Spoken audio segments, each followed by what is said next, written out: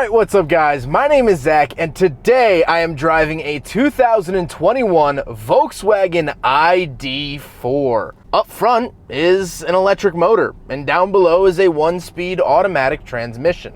Now I'm super excited to be driving this here ID.4 for two main reasons. First of all, I feel like I don't drive a whole lot of Volkswagens on the channel, so I'm excited to bring you guys different content all the time. But the second reason is the fact that this is Volkswagen's first truly dedicated electric vehicle. Now, they did produce an e-Golf, which is an electric Golf, but that was based off of just the regular Golf car. It was a gasoline car that was adapted to become an EV. This was designed specifically to be an electric vehicle, which is always super exciting to be on the cutting edge of something and drive something very new. So let's get into it. But before we get on with the rest of the video, if you are looking to help out the channel, there are a couple links in the description below from our awesome sponsors. One of which is Cash for Cars if you're looking to sell your used car. One is from Fixed, a Bluetooth OBD2 sensor to help diagnose your vehicle, and another from Conplates. Conplates is a suction cup license plate mount for your vehicle in case you don't want to drill into your front bumper. Each purchase or quote goes towards helping the channel, and it's greatly appreciated, so let's get on with the video. Let's get back to that electric drivetrain. Well, the big question is, what's the range? It's around 250 miles, which honestly isn't that bad, and hopefully we're starting to see the end of people really caring all that much about big range numbers. I recently was in Miami and I went to the Lucid store and they were boasting about 520 miles of range, which is great, and I think that we should definitely have vehicles that can do those numbers. But not everyone has to go 500 miles between charges. And so that's why I'm excited to be driving this here ID.4. This is the people's electric vehicle. And so 250 miles I think is adequate for 99% of drivers. However, something to keep in mind is that Volkswagen doesn't have their own dedicated service for charging vehicles. There are no Volkswagen quick chargers. And so you have to use the Charge America infrastructure, which is okay. I've heard mixed reviews about Charge America or other third-party chargers when you're out and about, and of course you can charge it at home. I'll put a list of charging times up on the screen once I find them. I don't currently have them with me here in the car, but I will be sure to add them in post. Now, like I said, paired to it, 1-speed automatic transmission, nothing really to comment on there. Last but not least, this here ID.4 is rear-wheel drive. The Pro S comes with the rear-wheel drive and has a single motor at the rear. However, you can actually get more horsepower out of the dual motor all-wheel drive ID.4, but right now they're kind of sparse here in America, especially with the vehicle shortage here and everything like that. So they are a little bit harder to find. Rear-wheel drive is what they usually are. So with that out of the way, let's talk about the interior. Well, in front of me, I have a tiny little gauge screen. This is giving me my speed, the speed limit on the road, as well as my cruise control icon, and that's really it. This is a tiny little screen, and it kind of looks a little bit out of place, but the weirdest part of this is actually off to the right is my shifter. So in order to get the car into gear, you twist it forward like a bop it. It's so strange. You twist it forward to get into drive. You twist it forward again if you want the braking mode, which is for like downhill, regenerative braking, sort of things like that. And then you twist it backwards for reverse. Very, very strange. I've never driven a vehicle with a shifter quite like this. It's not super intuitive, however, I have gotten used to it, so it's not the end of the world. On the steering wheel on the left, I have my cruise control options. This does have a form of assisted driving where it will steer for you as well as radar adaptive cruise. And on the right side of the steering wheel, I have voice commands, volume, skip track, and view options for my little gauge cluster screen. Now, there's not many options in that screen, unfortunately, but I can switch them if I'd like. The steering wheel feels nice. It is leather wrapped and has the nice Volkswagen badge in the center, which I really, really like the look of. I think it looks clean and simple. Off to the left of me, I do have my headlight switches as well as defrosters, and I really hate the feeling of this pad because they're not buttons. It's like a touchpad, but it's what's called haptics, and I don't really mind the haptics on the steering wheel, but on this matte pad, I don't know, it feels off. It doesn't feel right, and I really, really don't like it. On the door, I do have my power mirror options as well as my window switches. However, there's something interesting about the window switches. I only get 2 switches.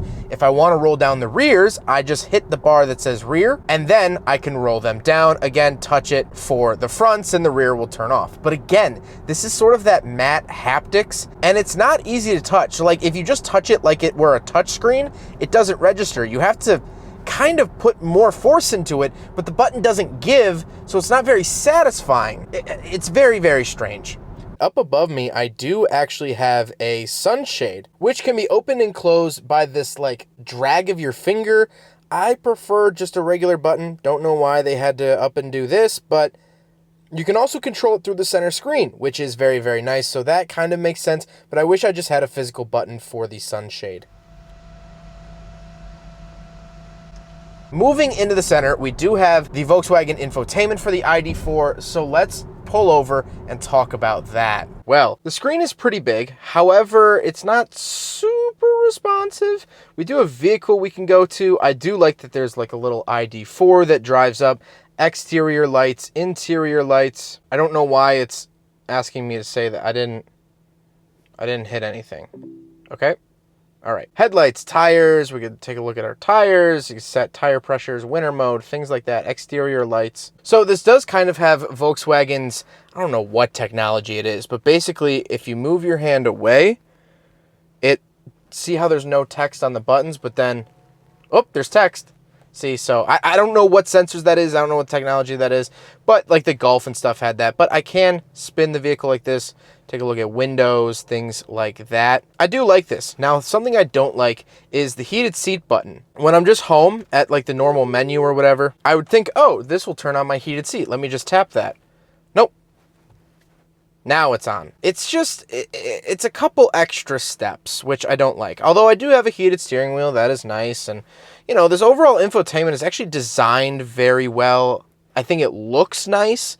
I just think some of the functionality is not amazing. I can go to status here, vehicle status, charging data, you know, average speed, blah, blah, blah, whatever, long term, since the last charge. I can get a lot of cool analytics here, which is decent, but also not crazy. We can come up here to charging, and there we go. So coming back here, I can change some ambient lighting. So I don't know if you can see it on camera here. I will shift the camera to show.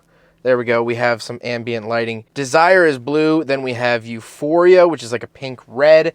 Vitality. Infinity. Eternity. Jeez. And then we can do a custom color as well, which is pretty cool. Or we could just straight up turn it off, which is nice. But let's get back up here to the infotainment. I can do App Connect. So I do have Apple CarPlay, Android Auto, things like that. And I can swipe through here again and get some different things. Last but not least, let's put it into reverse. Have a nice little beep. And then you can see this is our backup camera, and we have these sensors around the vehicle as well, which is pretty nice. And when I do turn the steering wheel, not only does it change the trajectory on the camera, but also these parking sensors, which is really nice as well. Now it is emitting a backup sound outside that you can hear, and then we'll put it back into park for that. Down below the infotainment system, I do have some tactile climate controls. Again, these are haptics, they're not physical buttons, and even worse, these are finished in piano black, which, when cleaned with a microfiber cloth, look fantastic. They look crisp, they look clean, they look fresh, they look modern. But the second you start touching it, which you're gonna do because it's the climate controls, they get dirty. Please, all auto manufacturers need to get rid of this piano black, especially on things that are going to be touched. I complained about this in the Mazda CX-5 I just reviewed, but that was on surfaces that you don't even need to touch. You have to touch these surfaces, and so they're going to look like crap the second you touch them. I hate that. Also, my car is telling me that there's a motorcycle in front of me when it is in fact a Toyota Corolla. All right. But down below that, I do have a couple of interesting buttons. I have a menu button. This will take me obviously to my menu, climate controls, my hazard switch, my assist button. So when I push this, it'll actually kind of show me what kinds of assists are going on and brings up this screen in the middle here. And then I do have a mode button. So I have 4 different drive modes. I have Eco, Comfort, Sport, and Custom, which are pretty self-explanatory. Down below that, I do get 2 climate control vents. And then we move on to the center console. The center console does have 2 cup holders on it, which are removable if you want to remove them and have more storage space. If you want to hold a rotisserie chicken rather than cups, I guess you could do that. But we will do a big friggin' bottle test here in the ID.4, and it fails. However, there are 2 cup holders in the center console that we'll talk about, but for now, the ID.4 fails the big friggin' bottle test. Then moving on to the actual center console itself, there is a wireless charger, as well as 2 USB-C ports, and these are bigger cup holders. So we will try this rear cup holder, and I'm gonna give the rear cup holder of the ID.4 a pass. I will. It actually fits the cup holder, and I've been driving around, and it fits and it doesn't fall over. So going back to the big friggin' bottle test, it actually does pass eventually. Now we gotta talk about the seats. The seats are nice and comfortable. They are power, they are memory, they are heated, and they have a massage feature, which basically just pumps the lumbar support. Nothing really too crazy, but I guess it keeps your muscles moving a little bit. But speaking of seats, we do have back seats, so let's go do a back seat review. All right, so we're in the back of the 2021 Volkswagen ID.4, and a couple of things to note back here. First of all, the space is incredible. Really, really incredible. Really nice space. Sitting like a normal adult. My knees are not hitting the front. My head is not hitting the ceiling. Fantastic. I'm 5'11" and not small, and I fit beautifully. I do have a little ID badge down there. I have 2 USB inputs, which again are USB-C. And then I do get a little center console here with 2 cup holders, but those will not fit the big frickin' bottle either. Now let's take a quick look at the cargo area and the trunk. So coming around the back of the ID.4, we can hit the trunk button here, and it does have a power tailgate. Very nice and quiet when it doesn't beep. When it actually closes, it's very nice and quiet and very, very smooth. I do have a button up here to close it. But here is the trunk space. Honestly, not as big as I would have liked, just width-wise. I feel like they could have widened it a little bit. And we have this giant, this giant roadside assistance kit. I mean, guys, what kind of assistance do you need from this package? I think there's just a spare car in there. Anyway, we can lift this up as well. We have some extra storage down here, which is nice. But again, nothing too crazy with the storage. However, I'll close this, nice and quiet. But something I wanted to point out is the fact that most EVs, electric vehicles, have a front trunk up at the front where you can store things. The ID.4 does not. There is no front trunk up there. I will show the footage of what is under the hood, and it's just sort of an electric motor, which is really annoying because this was designed fully to be an electric vehicle. There is no gasoline version of this. So why have that under the hood? Why pretend like there is an engine, or why put everything under there when all other EVs actually utilize the front area as a front trunk for more storage? This car was designed to compete against the RAV4, the CX-5, the CR-V from Honda, and so that would have been a huge, huge, huge thing, is to have a front trunk, because none of those other vehicles have front trunks. But it seems like Volkswagen kind of dropped the ball on that one. Now we gotta talk about the looks, and I think this vehicle looks very interesting. I quite like the look of it.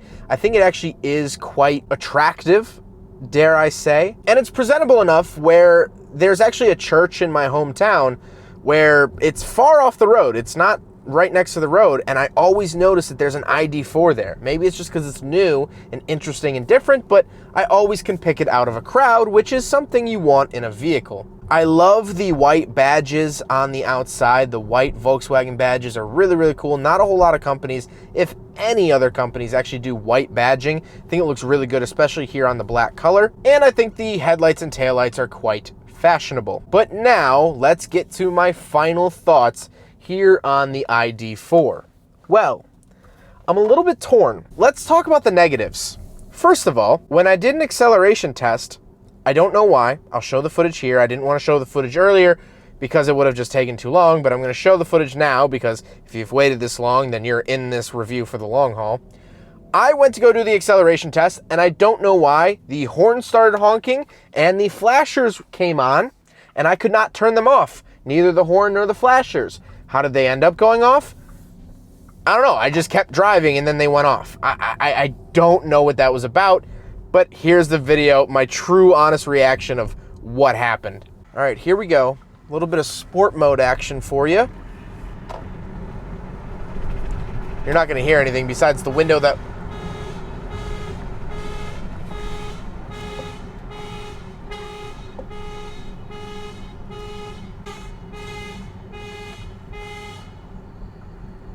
What the f was that? What the f was that? I have no idea what just happened. The car just threw its alarm on and started honking? So, not the best. So, upon further inspection, the key was actually under my equipment box. So I'm thinking that when I accelerated, the equipment box moved and hit the hazard button on the key fob. However, pretty much every other car, like especially my Mazda 3, the key fob, you can't lock the car while you're still in it. So you can't hit the hazard switch while you're still in it. Apparently you can in the ID.4. Apparently. I hate the piano black in here, and I hate the haptics. I hate the buttons that they don't feel like buttons, but they're kind of buttons. I don't like that. I really don't. However, that being said, this is a normal person's EV. And that's, I think, very important. Because right now, here in 2021, buying an EV is still kind of a fashion accessory. It's still a statement. It's still, oh, I went out and I bought an electric vehicle. But this is normal. This is something that my grandparents could buy with no knowledge of really having an electric vehicle. They'll have to learn how to charge it, but that's about it. It's not fast. This is not a fast car, which is good. We need electric vehicles that don't do 0 to 60 in 1.9 seconds. Hopefully, when this car gets passed down to a high schooler one day, they're not gonna kill themselves by accelerating faster than a rocket ship. This is for normal people, and I think that that's so important. I think Volkswagen pushed this out a little bit quicker than they should have. I think there's definitely some fixing that has to go on here. Complicated infotainment, the haptic buttons, and God knows what the heck that alarm thing was. But Volkswagen has a little bit of momentum going here. I saw this out at the test track when I was reviewing other vehicles, and I paused my filming to look at it. It's fun, it's interesting, it's unique, and it's different. So if Volkswagen can sort of build off of this, let's get more EVs off the ground. Now the ID.4, as the name might suggest, infers that there are other ID vehicles on the way. And to be quite honest with you, I'm very here for them. I'm very here for them. This is a rocky start for the ID name, but here's to hoping that it gets better with age. Well, I hope you guys enjoyed the video. Huge thank you to Jamie for getting me this car to review. I've been really wanting to check the ID.4 off my list. I do think it's exciting. I do think it's fresh and new and modern, and I absolutely love that. So, huge thank you to him, but I hope you guys enjoyed the video. So don't forget to rate the video, comment on the video, and subscribe if you really liked it. Take care, guys.